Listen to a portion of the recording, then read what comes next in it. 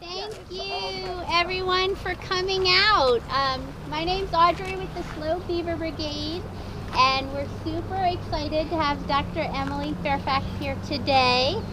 Within about a kilometer either direction, as of 2021, we've mapped out about 17 beaver dams on that stretch, so pretty high density of beaver dams in here.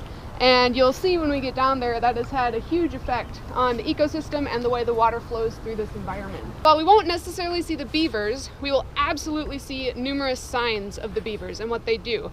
And the most obvious is when they chew sticks. So I've got a couple of examples of chewed sticks here. You can tell it's beaver chewed and not cut by a chainsaw or a natural break because of this angle that you'll see on the smaller sticks. Beavers tend to chew at that angle pretty regularly, and then if you look at the cut piece, you can see their teeth scrapes. I'm going to go ahead and pass these sticks around so that you can take a closer look. So keep your eyes peeled as we're walking down. The first part of the walk is through part of the Salinas River floodplain that's not active right now and it's not wetted, and you'll be able to see sort of the vegetation quality there and the type that's there. And as we get closer and closer to the active channel and where the beavers are, you'll start to see vegetation change, and we'll start doing a couple of stops so I can point out some cool things that the beavers have done to that landscape.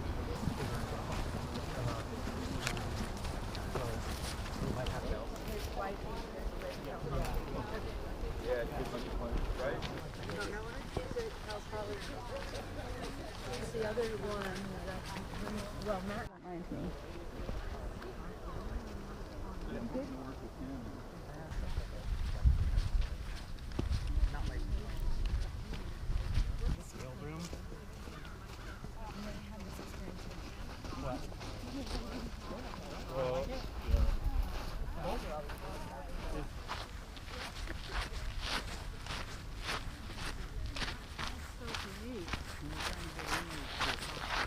Cool stop here. We've got 3 examples of ways that beavers chew on large trees. We'll see lots more of how they chew on small trees when we're down closer to the water. But way back, several years ago, beavers did come up here to get a large tree to help them build a dam. And one of the trees that they took was cut from here. And you can see there's kind of this conical stump, and it's a little bit ragged at the top. And that's because when a beaver's chewing on a tree, the tree is like vertical, they're coming in on the side, and you can really see that on the second one that I'm going to talk about in a second. And so as they're chewing, if they just chew all the way through, the tree's going to smash them, and that's going to be the end of the beaver, and evolution doesn't favor that kind of behavior. So instead, what they do is they chew most of the way in, and they'll be putting their ears up on the trees and listening. And when it starts getting a little too creaky, that's their cue that it's about to fall, and they'll abandon it. Another thing is they only take as much as they need. They're very dependent on having woody riparian vegetation around them, and so they are sort of not cognizant, but careful to not over-extract the trees or they destroy their own environment. And so this tree had 2 trunks originally, and the beavers took one, and then they just left the other. And you can see the other one is still totally fine. Lots of leaves up there, this tree is alive, even though the beavers took half of it. And you can see the scrapes on here. The other thing that's cool about beavers when they chew trees is that they have evolved with these trees for millions and millions of years. They've been chewing on them at least 7 million years, and that's a lot of time for trees to figure out some defenses. And so what trees do after beavers chew on them is many of these trees have evolved to shoot out sprouts immediately. And those sprouts are extremely bitter to beavers, and so the beavers will leave them until they're fully barked out in a normal tree again. And so this one behind me, it has the cone in the middle, and then all around it, new tree has come out. You've got sprouts that were allowed to turn all the way back into trees, so even though this was a full cut similar to this one, that one was able to shoot out enough sprouts and have enough resources that it totally regenerated. And if you think about that from a carbon perspective, it is really important to be cycling the biomass in the system. Once you have trees all grow to maturity, they kind of slow down once they're huge and they're just hanging out up there. But if you're consistently sort of thinning and cutting and having them resprout and resprout and resprout, that's pulling carbon dioxide down from the atmosphere, turning it into wood. And normally it would just be like a complete cycle. The wood rots and then it goes back as carbon dioxide. But when the beavers take this wood and they put it in the ponds and they put it in these wet environments, it rots much, much slower. And so they can act as a carbon sink the way that they coppice trees and they cut them down and then they move them into these low oxygen wetland muds and soils. So it's really cool, and on all three of these trees you can see the scrapes from where they had their teeth go in. You can see the splinters from where they waited for it to fall. And these are, I think, pretty good representative examples of the three types of large tree chewing you see from beavers. This is going to look a little bit different than when we get down and see them chewing on the willow brush, which is a much smaller diameter. Lower dam, and this is a little island, and then there's another side, and there's yet another dam on that side. Okay. Which are fun. All right, everybody, we are about to wade into the beaver ponded area. It is a little bit mucky. We're going to go through the cattails. It's going to go right back through here, and it's going to be squishy.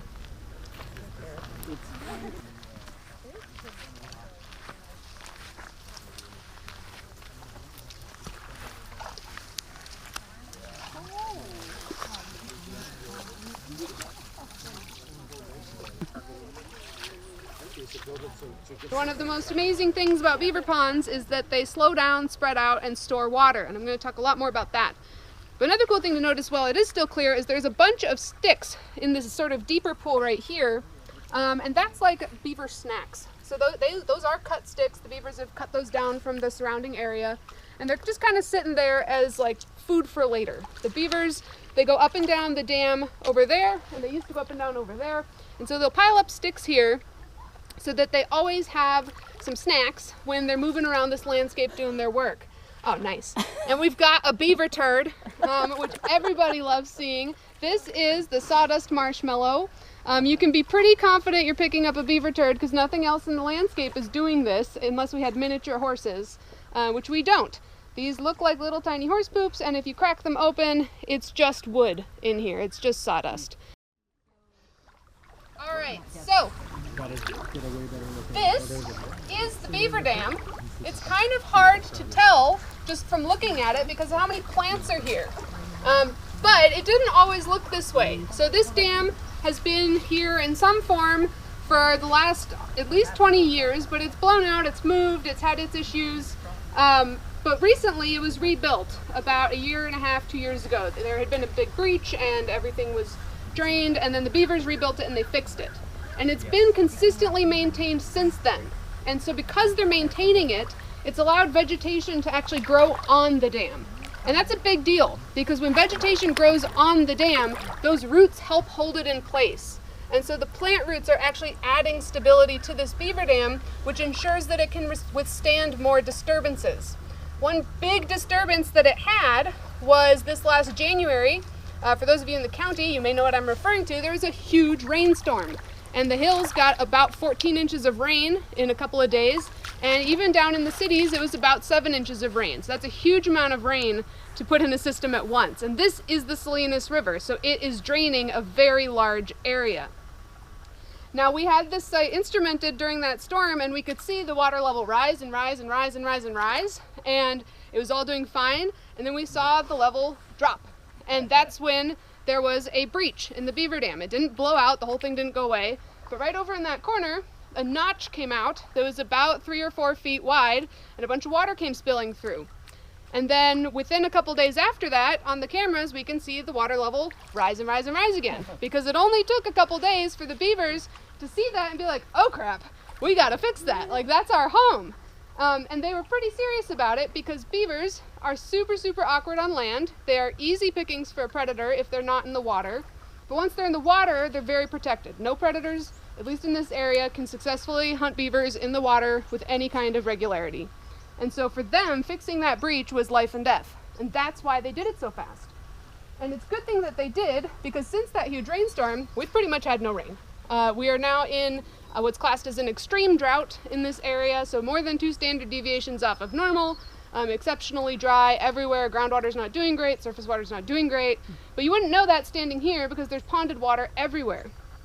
And so these beavers, despite the fact that we've been in drought, like serious drought for the last year and mildish drought for the last couple of years, this area has stayed green. And we've got footage on ground of the plants just staying very green and very lush, even during the summer when there's no rain and it's 110 degrees. And we've also got satellite data tracking this site over the last 5 years, since the beaver population was at a historic low in 2017 up until present, where it's at a relative high point. And despite the fact that we went into a drought, this area has just gotten greener and greener and greener and been able to withstand that drought. And that's not true for sections of this river that don't have beavers. When you have drought on those sections, the water does tend to become less. In some places it'll go completely underground and you won't have any surface water. And if you are a frog, or if you are a salamander, or if you're a fish, that's really bad news for you because you need the water. Beavers strongly prefer the water, but those animals need the water. And so when the beavers create this really stable ecosystem, they're providing habitat for things that can't create their own habitat and that need habitat that's being threatened by climate change. And then the other part of my research that sort of builds on that is, if you imagine all these plants staying really green and mushy, if you tried to start a fire in this system, it'd be very challenging. If you dropped a match right here, I wouldn't feel that stressed out about it because it's so wet here. Chances are that's not going to start a fire. I would not say that same thing on the walk out here, where it was very dry and crinkly. If you dropped a match there, that could easily become a wildfire. And so just by creating so much water in this place in the landscape and slowing it down so it's here through the summer and here through the fall, the beavers have created this sort of spongy area that's really difficult to burn. And I've done research showing that this happens all over the American West in all sorts of different landscapes, mountains, rivers, streams, deserts. When beavers create these wetlands, they are super resistant to droughts, to floods, and even to wildfires, which is excellent for creating habitat. And it just boggles my mind that, quarter mile that way is houses, and just a couple miles that way is the coffee shop I got coffee at this morning. Like, we're not in the remote wilderness. This is, semi-urban California. And yet these beavers are here creating this incredible ecosystem, which is visited by all sorts of things. Mountain lions, bobcats, possums, skunks, different kinds of ducks, different kinds of herons, kingfishers, all sorts of different creatures, all sorts of fish that I cannot identify. So if you're a fish person, we should chat, that are here swimming around. And we've seen them start as little babies, and then we wind up with these really large fish hanging out in the main pond up there later in the season. And it's all thanks to the beavers building this dam. The beavers' main pond is on that side of the dam, and that's what they're living in, and that's where they have their lodge, which is a separate structure that they chew out little rooms in and they live inside of. And even though that's their home pond, they will build dams both upstream and downstream in either direction to add sort of a buffer to this system. So if a flood comes, it can break a couple of dams before it even gets to their home pond. So they're constantly taking energy out of these disturbances through their ecosystem engineering. I'm happy to answer questions or hand you a beaver turd if you want. When did the Forest Service start to notice that beavers slowed down? Usually we'll try to chew larger trees that are closer to their ponds so that it can take advantage of the natural buoyancy of wood and float big pieces to where they need them. And so that way they can sort of get around the fact that they're not strong enough to haul a whole tree over land. But this little hot dog they could haul. And if you want to come over and just try lifting it up a little, it's still a decently heavy piece of wood. You can also see their scrapes really well on here, and these are big scrapes, so this is definitely adult beaver been working over here.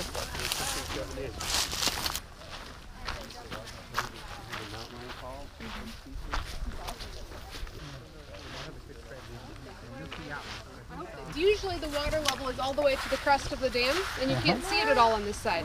So the fact that we can see it is because this is a low water period. So while the beavers are excellent engineers and have successfully slowed water down and stored water in this landscape, they can only do so much with the water they have. And so dams that beavers make are not impermeable. They're not like human dams made of concrete. They're constantly leaking. And so this is slowly releasing the pond downstream. And that the beavers know that happens. They've built dams upstream and downstream. There's standing water for them throughout this landscape. But as it's draining, you can see the backside, and you can actually see a little notch in it. And that's the beaver's slide. So that's where they are going up and over that dam. And as the water level comes back up, they'll patch that slide and sort of fill it in with sticks so it doesn't add more leaking. Ideally, rain will start falling here in the next couple of months, and this will refill. I have studied beavers in drought conditions before that are pretty serious droughts, and they can maintain their habitats for 3, 4, 5 years of drought conditions. And so the fact that we're in year 2 of a drought does not mean it is the end of these beavers. In fact, I've seen these specific beavers withstand 2 years of extreme drought in a row in the past. So if we had this again next year, these beavers could probably make it because they've stored so much water in the soil and in the pond that when the pond level starts to drop, some of that water from the surrounding soils can be fed back into this system and sort of recharge the waterway and increase stream flow despite the fact that there has not been precipitation. So kind of cool getting to see the dam from this side. Their lodge is actually over behind that big tree, squirreled away back there. It looks like a giant pile of sticks because it is a giant pile of sticks. They've just chewed out rooms inside. And so the beavers usually have 2 rooms for themselves. One is like the living room. They go in there when they're soggy. They'll eat their dinner in there and it kind of gets a little bit messy. And then they have their bedroom, which is a little bit drier, and that's where they go and they sleep. In colder climates, you can imagine a lot of other animals want to take advantage of the incredible warmth in the beaver's lodge. And that is much to the dismay of the beavers themselves because they don't want to share their house. But they're non-confrontational, and so things like muskrats and mice and rats and even snakes and frogs will try to make their home in the beaver lodge. And the beaver's way of handling this is they just chew out new rooms. And they will hiss and slap and growl at the animals inside their rooms until they go into one of the separate rooms. So they're kind of like little bed and breakfast hosts, but maybe not the most polite ones. Here they probably don't need to do it as much because we don't have a hard winter with ice over or anything like that. But those beaver lodges are very well insulated. So on a really hot day, inside the beaver lodge is still probably sitting somewhere around 70 to 80 degrees Fahrenheit. In the far north, like up in Canada, when it's negative 70 outside, you can expect the beaver lodge to still be around 30 to 50 degrees inside. In Colorado, I've actually determined whether sites are active or not by pointing a thermal camera at their lodge and seeing if it's hot. And so a lot of the times the whole landscape is freezing. It's like 30 degrees or lower. Then you point it at the beaver lodge and it shows up as 75. And the only thing that's going to be able to keep that whole structure 75 degrees is if it's full of 5 fatty beavers sitting in there generating body heat. So it's just a fun fact about their lodge. Everybody wants to live in it. When beavers do abandon sites and move upstream or downstream, lodges that are in decay often become real hot spots for other animals to build dens and to lay eggs or to have their young because they are these really sturdy structures. The dam is very sturdy, but a beaver puts 10 times as much work into making sure its lodge is going to be safe than it does its dam. And so if you see that dam and you're like, wow, that's impressive, think about how much work they put into the lodge because that's their house. And if that blows out, they are in a real bad shape. So if there was a flood that came through here, the beavers have engineered it so every dam will blow before their lodge is damaged. So that's sort of like their last chance saloon that they hang out in and try to stay safe in. Curious if there is any. This is not, none of this is counted as far as I know. All I was surprised to learn that the territory of one beaver family is so big that they prefer to be at least a kilometer apart. That's pretty big territory. I thought that was impressive. Like the breach and then them rebuilding it so quick. I didn't really understand. I never really connect to the thought of how quick they work just for their own survival. It's a lot of pressure for them. also how they help the habitat and the watershed and everything. That's pretty interesting. I kind of just always thought of them as, you know, just living there and didn't really think about their benefits. I love the walk. I love being out here. I love seeing water in this dry, hot landscape. Knowing that the beaver had, you know, sort of rehydrated the landscape in this beautiful way and taking channelized streams and creating a floodplain, which is the way it should be. Very special. What I just love every time is how excited everybody gets. You know, it's like all the light bulbs go on and they're like, oh my gosh, this is great. Beavers do so much for water and yeah, there's just so much enthusiasm, and I get so reinvigorated every time we do this. And I just love hearing Emily. She's just got so many funny phrases and making research fun. And I love that, like, my kids get to see a really fun scientist. So good. It's just so good. Totally. Mm-hmm.